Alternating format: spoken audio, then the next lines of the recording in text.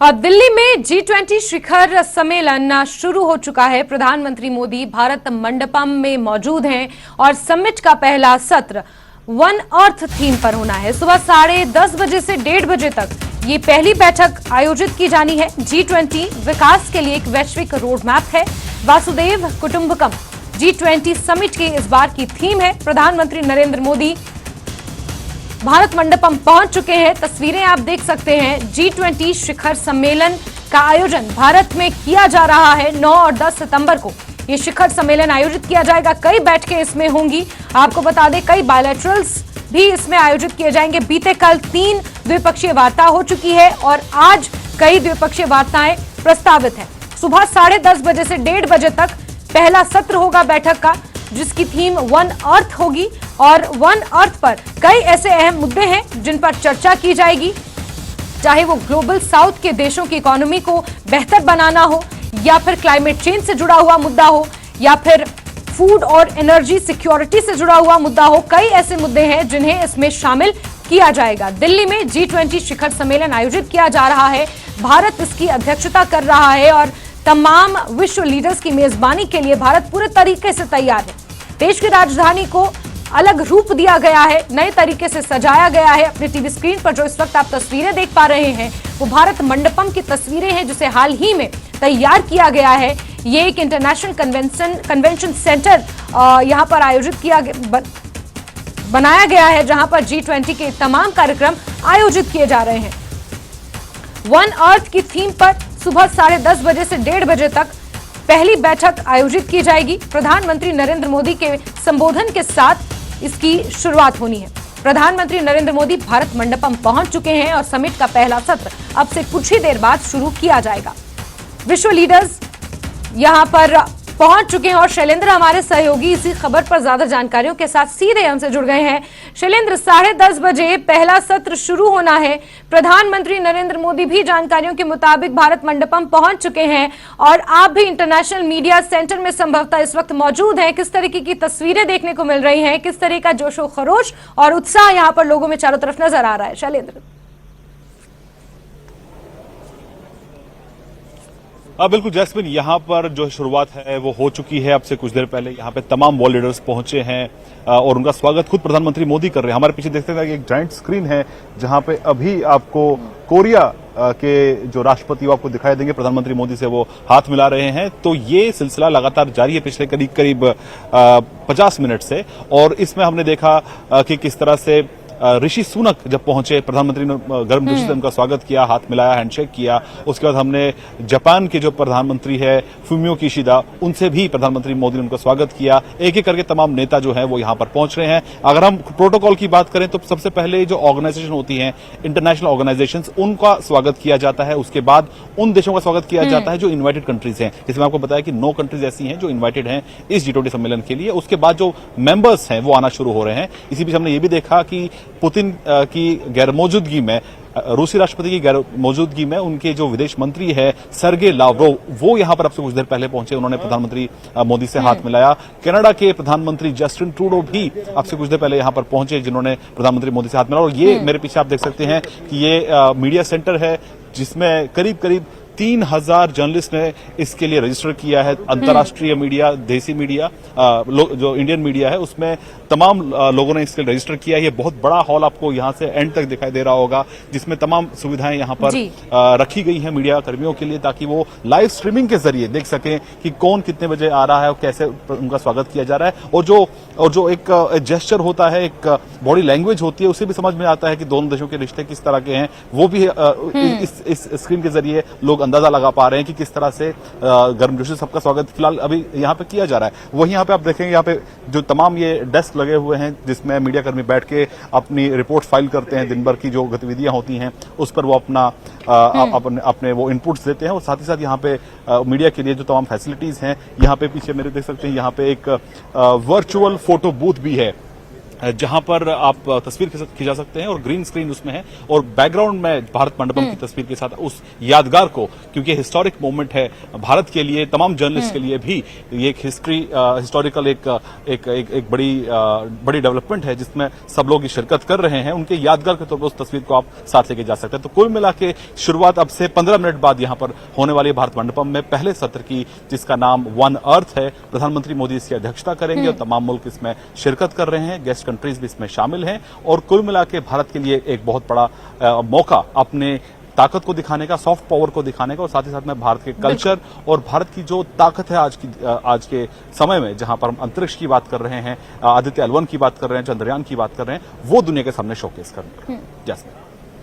बिल्कुल शैलेंद्र, देश की सबसे बड़ी विश्व की सबसे बड़ी अर्थव्यवस्थाओं का सम्मेलन G20 यहां पर होने जा रहा है और इसे एक महाकुंभ के तौर पर भी, अर्थव्यवस्थाओं के महाकुंभ के तौर पर भी देखा जा रहा है। साथ ही शैलेंद्र, जो फर्स्ट सेशन है जिसमें वन अर्थ थीम पर डिस्कशन होना है, जो 1:30 बजे तक चलेगा और प्रधानमंत्री नरेंद्र मोदी के संबोधन के साथ शुरू होगा, इसके अंतर्गत कौन से ऐसे अहम मुद्दे हैं जिन्हें शामिल किया जाएगा? सबकी निगाहें इसी पर टिकी हैं।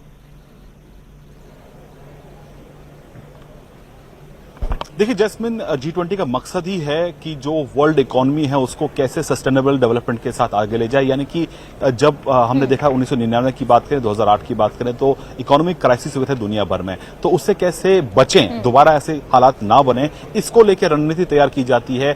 गवर्नेंस को बेहतर करने के लिए बात की जाती है और किस तरह से ट्रेड हो और यहाँ तक कि जो क्रिप्टो करेंसी है जिसको लेकर पिछले दिनों काफी चर्चा हुई थी, बिटकॉइंस को लेकर, उसमें किस तरह से तमाम देश, इकोनॉमीज मिलकर कदम उठाएं ताकि इस तरह की जो दोबारा 1999 की या 2008 की जो हालात पैदा हुए थे वो दोबारा पैदा ना हो, इसके लिए सबकी ये कोशिश है। लेकिन अहम बात ये कि जो भारत की तरफ से भी इंक्लूसिव डेवलपमेंट, यानी कि सिर्फ एक तबके का विकास नहीं हो, सबका साथ, सबका विकास, सबका विश्वास इसमें हो। और ये जो थीम है वसुधैव कुटुंबकम, ये भारत की दी हुई थीम है इस G20 समिट के लिए, क्योंकि भारत पूरी दुनिया को एक परिवार के तौर पर देखता है, इसलिए सबका विकास जरूरी है। कोई भी अगर एक पिछड़ जाता है तो उसका असर पूरी दुनिया पर होता है। तो ऐसे में जो पिछड़े हुए जैसे मुल्क हैं, जिसे ग्लोबल साउथ कहते हैं, और जो अफ्रीकन यूनियन है, उनकी आवाज बनकर भी भारत उभरा है। और माना यह जा रहा है कि इस समिट के आखिर में अफ्रीकन यूनियन को G20 ग्रुपिंग में शामिल किया जा सकता है। ये एक बड़ी पहल होगी और ये भारत का ही प्रस्ताव था। वहीं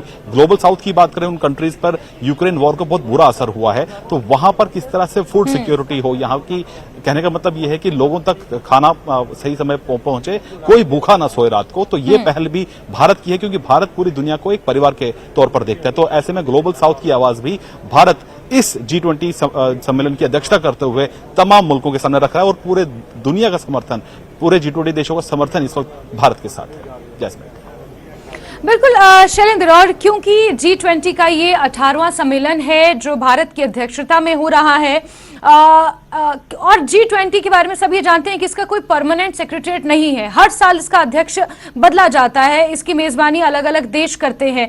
ऐसे में भारत के पास एक पावर है इस वक्त, जो तमाम मुद्दे ऐसे हैं जहां पर भारत एक ब्रिज का काम शुरू से करता आया है और उन मुद्दों को एड्रेस किया जा सकता है। और ये वो मंच है जहां से भारत चाहता है, जिस तरीके से भारत की छवि रही है एक विश्व गुरु के तौर पर, एक सॉफ्ट, जिस तरीके से भारत का रवैया भी कुछ देशों की तरफ रहा है और भारत अपनी संस्कृति के लिए जाना जाता है, ये वो मंच है जहां से भारत एक नैरेटिव भी सेट कर सकता है और भारत यहां पर डिसाइड कर सकता है कि किन मुद्दों को प्राथमिकता दी जानी चाहिए। जिस तरीके से यहां पर तमाम विश्व गुरु, विश्व लीडर्स यहां पर पहुंचे हुए हैं और भारत खासतौर पर जिस दौरान इसकी अध्यक्षता कर रहा है, ये पावर क्या हम कह सकते हैं कि भारत के पास है इस वक्त?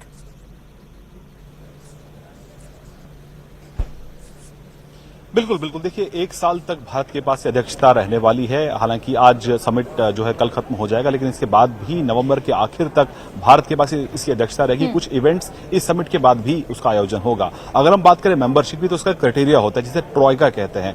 ट्रॉयका में 3 देश होते हैं, यानी कि जो पहले जिसके पास ये प्रेसिडेंसी थी, यानी इससे पहले इंडोनेशिया के पास थी, अब भारत के पास है और अगली ब्राजील के पास ये जाने वाली है। तो ये ट्रॉयका तय करता है कि अगला मेंबर कौन होगा। तो तो ऐसे में अगला चेयरपर्सन कौन होगा, तो ऐसे में तय किया जा चुका है कि अब जो प्रेसिडेंसी है वो ब्राजील के पास जाएगी। तो ये एक बड़ी जिम्मेदारी होती है उन देशों के लिए जो G20 की प्रेसिडेंसी को संभालते हैं। जैसे आपने बताया कि सेक्रेटरीट नहीं होता है, तो ये उस जो प्रेसिडेंट होता है वही एजेंडा सेट करता है, वही एजेंडा तय करता है। तो ऐसे में भारत के पास बहुत बड़ी जिम्मेदारी थी कि किस तरह से विश्व की इकोनॉमी को सही प्लेटफॉर्म पे आगे लेके जाया जा सके, ये जिम्मेदारी भारत के पास थी। साथ ही साथ एक अहम बात यह भी है कि जो होस्ट कंट्री होती है, यानी जो प्रेसिडेंट होता है, वो ये तय करता है कि किस कंट्री को इसमें इनवाइट किया जा सकता है। ये जो पावर है वो भी इस वक्त इंडिया के पास है, इसलिए 9 कंट्रीज को, जो भारत के बहुत करीब वो 9 कंट्रीज हैं, जिसमें रीजनल कंट्रीज भी हैं जो कि G20 मेंबर्स नहीं हैं, उनको भी भारत ने इस सम्मेलन में शामिल करने के लिए न्योता भेजा है। आपसे कुछ देर बाद आपको बताते सम्मेलन शुरू हो जाएगा। हमारे पीछे देख रहे थे जॉइंट स्क्रीन में अभी जो वर्ल्ड लीडर्स है वो अभी भी यहाँ पे लगातार आ रहे हैं, और आपसे कुछ देर बाद प्रेसिडेंट बाइडेन भी यहाँ पर पहुंचेंगे। उनका स्वागत यहाँ पर प्रधानमंत्री मोदी खुद करेंगे। कल देर शाम उनकी मुलाकात भी हुई थी करीब 40 से 45 मिनट तक, जिसमें तमाम मुद्दों पर चर्चा हुई थी। लेकिन अब देखना यह होगा कि इस G20 समिट का आउटकम क्या होता है। आउटकम के लिए लगातार कोशिशें जारी है। ड्राफ्ट तैयार किया जा चुका है जिस पर अब तमाम देशों से उनकी राय मांगी जाएगी। कोशिश ये रहेगी कि जो तमाम बड़े कॉम्प्लेक्स इश्यूज हैं दुनिया के सामने, उस पर सभी G20 कंट्रीज एक मत हो, सहमत हो। इसी की कोशिश में लगातार भारत लगा हुआ है। जैसे बिल्कुल शैलेंद्र, और क्योंकि आज कुछ द्विपक्षीय वार्ताएं भी होनी है, बीते कल 3 द्विपक्षीय वार्ताएं हुई थी और इन पूरे 2 दिनों के दौरान 15 द्विपक्षीय वार्ताएं होनी है। आज किन किन देशों के साथ वो बायलैटरल्स होंगे प्रधानमंत्री नरेंद्र मोदी के?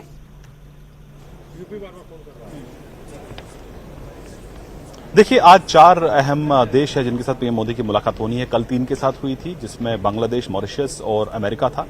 आज जिन 4 के साथ होगी, इसमें सबसे ऊपर है यूके, जिसमें ऋषि सुनक के साथ प्रधानमंत्री मोदी आज मुलाकात करेंगे। कई अहम मुद्दे हैं जिन पर बातचीत होगी, जिसमें द्विपक्षीय मुद्दे, अंतर्राष्ट्रीय मुद्दे और क्षेत्रीय मुद्दे, जिसे रीजनल इश्यूज कहते हैं, उन पर चर्चा हो सकती है। जैसे इससे पहले जो बात हम कर रहे थे, एक मुद्दा अहम है, जो खालिस्तान के सपोर्टर्स हैं वो लगातार यूके में भारतीय मिशंस को, भारतीय इंटरेस्ट को टारगेट करते रहे हैं। तो कैसे उनकी रोकथाम हो, उसको लेकर माना जा रहा है कि भारत और यूके के बीच में बातचीत होगी। हालांकि ऋषि सुनक की तरफ से, उनकी सरकार की तरफ से आश्वासन दिया गया कि इस तरह की गतिविधियां पर रोक लगाई जाएगी, लेकिन आज भी पूरी तरह से रोक नहीं है। वहां पर आज भी मिशंस को टारगेट किया जाता रहा। इससे पहले भी हमने देखा था कि जो लंदन में इंडियन मिशन है उसको टारगेट किया गया। तो ऐसे एलिमेंट्स पर कैसे रोक लगाई जाए, ये एक अहम मुद्दा रहेगा। उसके साथ ही साथ जर्मनी, इटली और जापान के साथ भी प्रधानमंत्री मोदी आज द्विपक्षीय मुलाकात करेंगे। जापान के साथ भारत के संबंध बहुत घनिष्ठ हैं, करीबी हैं। जर्मनी के साथ भी मजबूत संबंध है और इटली के साथ भी। तो जाहिर तौर पर यह ऐसा प्लेटफॉर्म है जहां पर न सिर्फ एक इंटरनेशनल मंच पर सभी मुल्क एकजुट हो रहे हैं, वहीं प्रधानमंत्री मोदी बायलैटरल मीटिंग के जरिए जो संबंध है उनको और बेहतर करने की दिशा में कदम उठाते हैं। इसीलिए 15 ऐसी बैठकें, जैसे कि आपने जिक्र किया, 3 कल हुई, 4 आज हैं और बाकी जो है वो कल भी जारी रहेंगी। तो ये तमाम कंट्रीज के साथ मिलकर प्रधानमंत्री मोदी जो द्विपक्षीय संबंधों पर भी इस सम्मेलन के दौरान ऑन द साइडलाइंस बातचीत होगी। जैसे बिल्कुल शैलेंद्र, तो 2 दिनों तक ये G20 समिट यूं ही चलेगा और इसको लेकर जो भी हलचल रहेगी आपसे जुड़ेंगे और जानते रहेंगे समय समय पर। फिलहाल के लिए शैलेंद्र, तमाम जानकारियों के लिए, अपडेट्स के लिए आपका बहुत बहुत शुक्रिया।